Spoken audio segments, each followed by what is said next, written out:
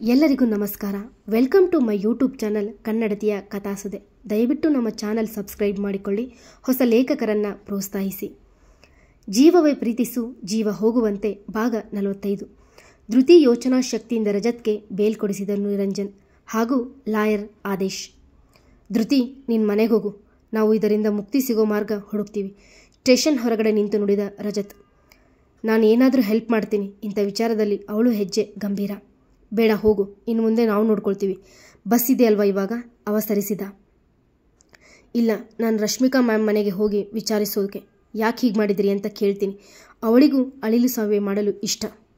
ಅದರಿಂದ ಏನೂ ಪ್ರಯೋಜನ ಇಲ್ಲ. ಅವರಾಗಲೇ ಅಂಡರ್ ಗ್ರೌಂಡ್ ಆಗಿರುತ್ತಾರೆ. ನಿರಂಜನ್ ಬೇಸರದಿ ನುಡಿದ. ಏನು? ಯಾವಾಗ? ಆಶ್ಚರ್ಯದಿ ಕೇಳಿದಳು ಧೃತಿ. ಹಾಂ, ಜಾಸ್ತಿ ಯೋಚನೆ ಮಾಡಬೇಡ, ಹೋಗು ಎಂದವ ಅವಳ ಬಸ್ ಸ್ಟ್ಯಾಂಡ್ವರೆಗೂ ಡ್ರಾಪ್ ಮಾಡಿದ.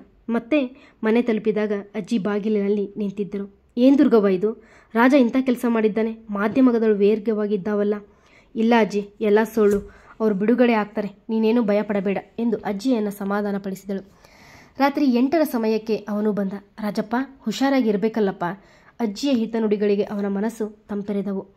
ಅಮ್ಮಮ್ಮ, ನೀವೇನೂ ಭಯಪಡಬೇಡಿ. ಈ ನನ್ನ ಹೆಂಡತಿ ಇದ್ದಾಳಲ್ಲ, ಅವಳೇ ನನ್ನ ಅರ್ಧ ಕೆಲಸ ಸುಲಭ ಮಾಡಿದಳು. ಧೃತಿಯ ತಲೆ ಮುಟುಕಿ ನುಡಿದ. ನನ್ನ ತಲೆ ಮುಟ್ಟಿದ್ರೆ ಸರಿಯಿರಲ್ಲ ಎಂದು ಹುಸಿ ಕೋಪ ತೋರಿದಳು. ಮತ್ತೇನು ಮಾಡಲಿ? ಅವಳ ಅದರಗಳ ನೋಡುತ್ತಾ ತುಂಟತನಿದಿ ಕೇಳಿದ. ಛೀ, ಹೋಗು, ನನಗೂ ನಿಂಗೂ ಸರಿ ಇರಲ್ಲ ಅವಳೆಂದಾಗ ನಕ್ಕವ. ಸರಿ, ಮಾಡ್ಕೊಳ್ಳೋಣ ಬಾ ಸೈರನ್ ಎಂದು ಎಷ್ಟೋ ದಿನದ ಬಳಿಕ ಅವನ ಬಾಯಲ್ಲಿ ಸೈರನ್ ಪದ ಕೇಳಿದ್ದಾಳೆ. HP, ನನ್ನ ಸೈರನ್ ಅಂದರೆ ಸರಿ ಇರಲ್ಲ. ಜಗಳಕ್ಕೆ ಸದಾ ಸಿದ್ಧ ಅವಳು. ಸಾಕು, ನಿಲ್ಲಿಸಿ, ಮುಖ ತೊಳೆದು ಬನ್ನಿ, ಊಟ ಮಾಡೋರಂತೆ. ಅಲ್ಲಿಗೆ ಬೆಂಕಿ ಹತ್ತಿದೆ, ಇಬ್ಬರು ಕೋಳಿ ಜಗಳ ಆಡ್ತಿದ್ದಾರೆ ಎಂದು ಅಜ್ಜಿ ನಕ್ಕು ನುಡಿದರು. ನಾನೇ ಫಸ್ಟ್ ಎಂದು ಚಿಕ್ಕ ಮಕ್ಕಳಂತೆ ಓಡಿ ಬಂದಳು ಧೃತಿ. ಅವಳಿಗಿಂತ ಮುಂಚೆಯೇ ದೊಡ್ಡ ದೊಡ್ಡ ಹೆಜ್ಜೆ ಇಟ್ಟು ಓಡಿ ಬಂದ ರಜತ್. ಇಬ್ಬರು ಸರಿ ಇದ್ದಾರೆ ಎಂದುಕೊಂಡು ಅಡಿಗೆ ಟೇಬಲ್ ಮೇಲೆ ಜೋಡಿಸಿದರು ಗೌರಜ್ಜಿ. ಥ್ಯಾಂಕ್ ಯು ಧೃತಿ, ರೂಮಿಗೆ ಬಂದೊಡನೆ ನುಡಿದ. ಇಟ್ಸ್ ಓಕೆ, ಅಜ್ಜಿ ಎದುರು ಹೀಗೆ ಇರೋಣ ಎಂದಳು ಫ್ರೆಶ್ ಅಪ್ ಆಗಲು ಹೊರಟಳು.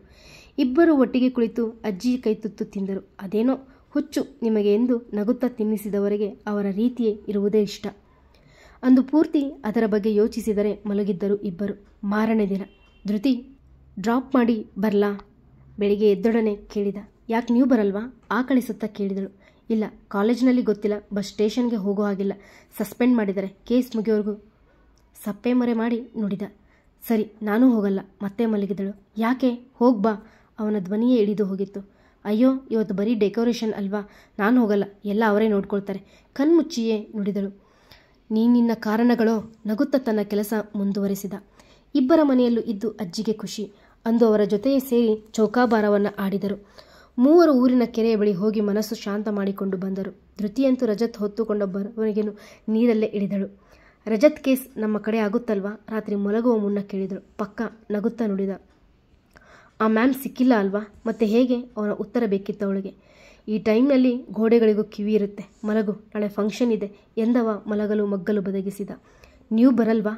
ಆಸೆಯಿಂದ ಕೇಳಿದಳು. ಯಾರು ಹೇಳಿದ್ದು? ನಾಳೆ ಎಲ್ಲ ಹುಡುಗಿರು ಕಲರ್ ಕಲರ್ ಸೀರೆಯಲ್ಲಿ ಮಿಂಚ್ತಾರೆ, ನಾನು ಮಿಸ್ ಮಾಡ್ಕೊಳ್ತೀನಾ? ನಗು ತಳೆದು ಉತ್ತರಿಸಿದ. ಆಹಾಹಾ, ಆಸೆ ನೋಡು, ಗೊನಗುತ್ತಾ ಮಲಗಿದಳು. ಮಾರನೇ ದಿನ ಶನಿವಾರ, ಎತ್ನಿಕ್ ಡೇ. ರಜತ್, ಈ ಲುಕ್ ಓಕೆನಾ? ಅಜ್ಜಿಯಿಂದ ಸೀರೆ ಉಟ್ಟುಕೊಂಡು ತಯಾರಾಗಿ ಬಂದಳು. ಕೆಂಪು ಬಣ್ಣದ ಸೀರೆ, ಗೋಲ್ಡನ್ ಕಲರ್ ಬ್ಲೌಸ್ ಧರಿಸಿ ಕಣ್ ಕೊರೆಯುವಂತೆ ತಯಾರಾಗಿದ್ದಳು. ಕೂದಲು ಗಾಳಿಯಲ್ಲಿ ಹಾರಾಡುತ್ತಿವೆ. ಹಣೆಗೆ ಪುಟ್ಟ ಬಿಂದಿ, ಕಿವಿಗೆ ಪುಟ್ಟ ಓಲೆ, ತುಟಿಗೆ ಒಂದಿಷ್ಟು ಕೆಂಪು ಬಣ್ಣ, ರಪ್ಪೆ ಮುಚ್ಚದೆ ಮರೆತವ. ರಜತ್, ಅವಳೇ ಎಚ್ಚೆತ್ತ. ಕಪಿಗೆ ಸೀರೆ ಉಡಿಸಿದ ಹಾಗಿದೆ, ಬೇಕೆಂದೇ ಗೊನಕಿದ. ನೀವೂ ಅಷ್ಟೇ, ಗಂಡು ಕಪಿಗೆ ಪಂಚೆ ಹಾಕಿದ್ದೀರಾ? ಅವನ ನೋಡಿ ಮೂತಿ ತಿರುವಿದಳು. ಅವನು ಸುಂದರ. ರಾಮ್ರಾಜ್ ಪಂಚೆಗೆ ಅದರದೇ ಮ್ಯಾಚಿಂಗ್ ಕೆಂಪು ಬಣ್ಣದ ಶರ್ಟ್ ತೊಟ್ಟಿದ್ದ. ಕೂದಲುಗಳು ಎಂದಿನಂತೆ ಹಣೆಯ ಮುಚ್ಚಿವೆ. ಸರಿ ಬಾ, ಟೈಮ್ ಆಗುತ್ತೆ ನುಡಿದು ಅಜ್ಜಿಯ ಕಾಲೆರೆದರು. ಒಳ್ಳೆಯದಾಗಲಿ, ಬೇಗ ಬನ್ನಿ ಹಾರೈಸಿ ಕಳಿಸಿದರು ಅಜ್ಜಿ. ಅನಿ, ಅಲ್ಲಿ ನೋಡೆ, ಕಾಲೇಜ್ ಗೇಟ್ ಬಳಿ ನಿಂತಿದ್ದ ಸಹನಾ ಅನಿತಾಗೆ ತೋರಿಸಿದಳು. ಅವರು ಸಹ ಮ್ಯಾಚಿಂಗ್ ಸಾರಿ ಹಾಕಿದ್ದಾರೆ. ಲೇ, ಧೃತಿ ರಜತ್ ಎಷ್ಟು ಒಳ್ಳೆ ಪೇರ್. ಯಪ್ಪ, ತಡ ಮಾಡದೆ ತನ್ನ ಫೋನಲ್ಲಿ ಫೋಟೋ ತೆಗೆದಳು ಲಾವಣ್ಯ. ಬುಲೆಟ್ ಬೈಕಲ್ಲಿ ಈ ಥರದ ಗತ್ತಲ್ಲಿ ಹಿಂದೆ ಕೂತ್ಕೊಂಡಳು. ವಾವ್ ಎಂದಳು ಸಂಧ್ಯಾ. ಲೇ, ಬಾಯಿ ಮುಚ್ಚ್ರೆ, ಯಾಕೆ ಹಾಗೆ ನೋಡ್ತಿದ್ದೀರಾ? ಬೈಕ್ ಇಳಿದವಳೆ ಕೇಳಿದಳು. ಲೇ, ಎಷ್ಟು ಕ್ಯೂಟ್ ಪೇರ್ ಗೊತ್ತಾ ನಿಮ್ಮದು ಎಂದವರ ಮಾತಿಗೆ ಇಬ್ಬರು ಮುಖ ನೋಡಿಕೊಂಡರು. ಸರಿ ಬನ್ನಿ, ಫಂಕ್ಷನ್ ಶುರುವಾಗುತ್ತೆ. ರಜತ್ ಅವರ ಮುಂದೆ ಕಳಿಸಿ ಹಿಂಬಾಲಿಸಿದ. ಫಂಕ್ಷನ್ ಎಲ್ಲ ಶುರುವಾಗಿತ್ತು. ಧೃತಿಯು ಸ್ಟೇಜ್ ಮೇಲೆ ಹೋದಳು. ಜಗದೋದ್ಧಾರ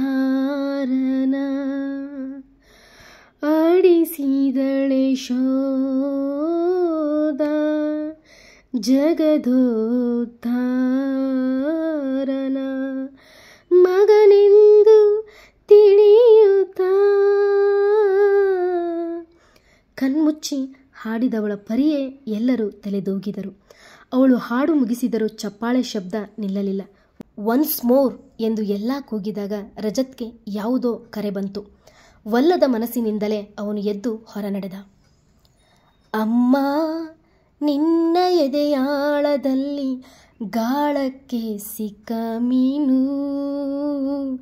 ಮಿಡುಕಾಡುತ್ತಿರುವೆ ನಾನು ಎಂದು ಲಯಬದ್ಧವಾಗಿ ಹಾಡಿದಳು. ಹಾಡು ಮುಗಿಸಿ ಕೆಳ ಬಂದಾಗ ರಜತ್ ಅಲ್ಲಿರಲಿಲ್ಲ. ಅವನ ಅರಸಿ ಹೊರಟಳು ಹುಸಿಕೋಪದಿ.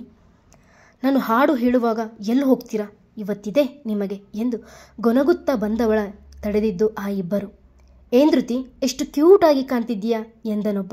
ಯಾರು ನೀವು, ದಾರಿ ಪಿಡಿ ಎಂದು ಮುದ್ದೆ ಹೋಗುವವಳ ಕೈ ಹಿಡಿದ ಮತ್ತೊಬ್ಬ.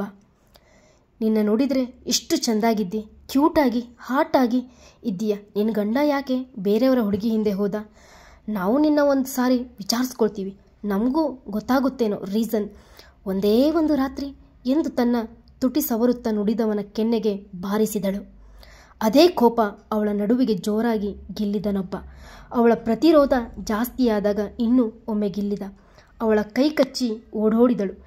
ಇದೆಲ್ಲದಕ್ಕಿಂತ ಓಡಿ ಬರುತ್ತಿದ್ದಳು ಧೃತಿ. ರಜತ್ನ ಕಂಡಿದ್ದೆ ಇನ್ನಷ್ಟು ವೇಗವಾಗಿ ಬಂದು ರಜತ್ನ ಅಪ್ಪಿದಳು. ಯಾವುದೋ ಕೆಲಸದ ಮೇಲೆ 5 ನಿಮಿಷ ಫಂಕ್ಷನ್ ಬಿಟ್ಟು ಆಚೆ ಹೋಗಿದ್ದ. ಧೃತಿ, ಏನಾಯ್ತು, ಯಾಕೀಗೋಡ್ ಬಂದೆ? ಅವಳ ತಲೆ ಸವರುತ್ತಾ ಕೇಳಿದ. ರಜತ್ ಎಂದು ಒಂದೆರಡು ಬಾರಿ ಹೇಳಲು ಪ್ರಯತ್ನಿಸಿದಳು. ಹೇಳಲಾಗದೆ ಅವನ ಎದೆಯಲ್ಲಿ ಮುಖ ಹುದುಗಿಸಿದಳು. ನಾನಿನ್ನ ಗಂಡ, ನಿನ್ನ ವೈಯಕ್ತಿಕ ವಿಷಯ ತಿಳಿದುಕೊಳ್ಳೋ ಹಕ್ಕಿದೆ ಅವನೆಂದಾಗ ಮುಖ ಎತ್ತಿದಳು. ಲ್ಯಾಬಲ್ಲಿ ಯಾರೋ ಮಿಸ್ಬಿಹೇವ್ ಮಾಡಿದ್ರು. ಕೆಂಪಾಗಿದ್ದ ತನ್ನ ನಡುವ ತೋರುತ್ತಾ ನುಡಿದಳು. ಸೀರೆ ಸರಿಸಿ ನೋಡಿದಾಗಲೇ ತಿಳಿದಿತ್ತು, 2 ಕಡೆ ಕೆಂಪಾಗಿದೆ. ಈಗ ರಜತ್ ಮುಖವೂ ಅಷ್ಟೇ ಕೆಂಪಾಗಿತ್ತು. ಯಾರು ಮಾಡಿದ್ದು? ಕೋಪಕ್ಕೆ ಅವನ ಅದುರಗಳು ನಡಗುತ್ತಿವೆ. ಯಾರೋ ಗೊತ್ತಿಲ್ಲ, ತುಂಬ ಅಸಹ್ಯವಾಗಿ ಮಾತಾಡಿದರು. ಅವನಿಂದ ದೂರ ಸರಿಯಲು ಆಗುತ್ತಿಲ್ಲ ಅವಳಿಗೆ. ಏನು ಹೇಳಿದರು? ನಿಮಿಷ ನಿಮಿಷಕ್ಕೂ ಅವನ ಕೋಪ ಮೀರುತ್ತಿದೆ. ಅದು ಬೇಡ, ಬನ್ನಿ ಮನೆಗೆ ಹೋಗುವ. ಅವನ ಕೋಪ ನೋಡಿ ಹೆದರು ಬಿಟ್ಟಳು. ಏನು ಹೇಳಿದ್ರು ಅಂದೆ? ಮತ್ತು ಕೋಪದಿಂದ ಕೇಳಿದ.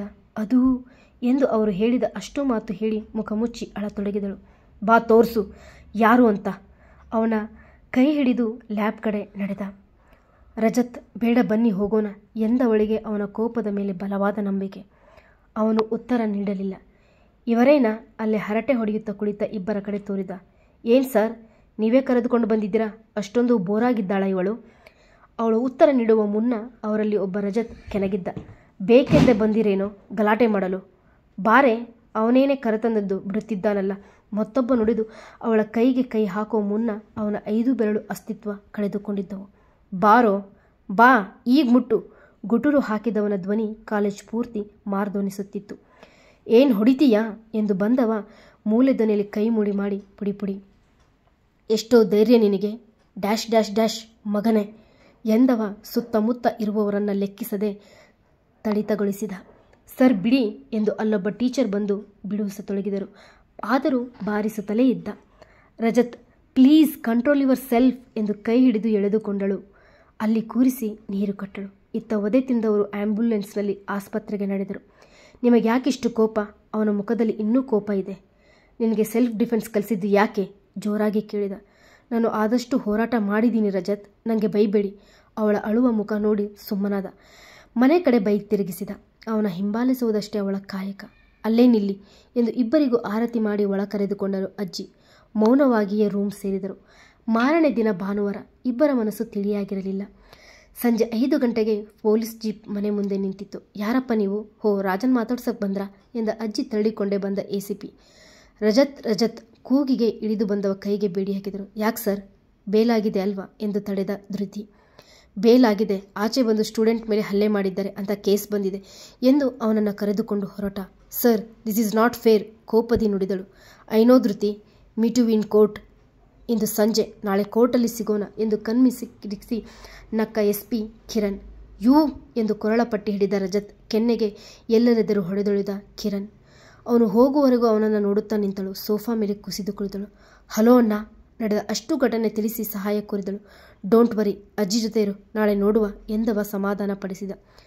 ಅಜ್ಜಿಗೋಸ್ಕರ 2 ತುತ್ತು ತಿಂದಳು. ಅವನ ನೆನಪಲ್ಲೇ ಬೆಳಕು ಹರಿದಳು. ಎದ್ದವಳೆ ತಯಾರಾಗಿ ಓಡಿದಳು. ಸಿಕ್ಕ ಬಸ್ ಹಿಡಿದು ಕೋರ್ಟ್ ಹಾಲಲ್ಲಿ ಕಾಯುತ್ತಿದ್ದರು. ನಿರಂಜನ್, ಆದೇಶ್ ಮತ್ತೊಮ್ಮೆ ಎಲ್ಲ ಚರ್ಚಿಸಿದರು. ಅಷ್ಟರಲ್ಲೇ ಪೊಲೀಸ್ ಜೀಪ್ ಅವರೆದುರು ನಿಂತಿತ್ತು. ಜೀಪ್ನಿಂದ ಇಳಿದವನ ಕೆನ್ನೆ ಊದಿದೆ. ಮೈಮೇಲೆ ಹಾಕಿದ ಶರ್ಟ್ ರಕ್ತ ಅಂಟಿದೆ. ಅವನ ನೋಡಿದರೆ ತಿಳಿಯುತ್ತದೆ ಯಾರಾದರೂ ಹೊಡೆದಿದ್ದಾರೆಂದರು. ಅವಳ ಕಣ್ಣು ತುಂಬಿಕೊಂಡು ಅವನೆದುರು ನಿಂತಾಗ ವ್ಯಂಗ್ಯವಾಗಿ ನಕ್ಕ ಎಳೆದೊಳಿದ ಕಿರಣ್. ಕೋರ್ಟ್ ಸ್ಪಾಟ್ ಆದಾಗ ಕಟಕಟಿಗೆ ಬಂದು ನಿಂತ ರಜತ್ ಪಟೇಲ್. ಅಭಿಪ್ರಾಯಗಳನ್ನು ತಿಳಿಸಿ. ಮತ್ತೆ ಸಿಗುವ.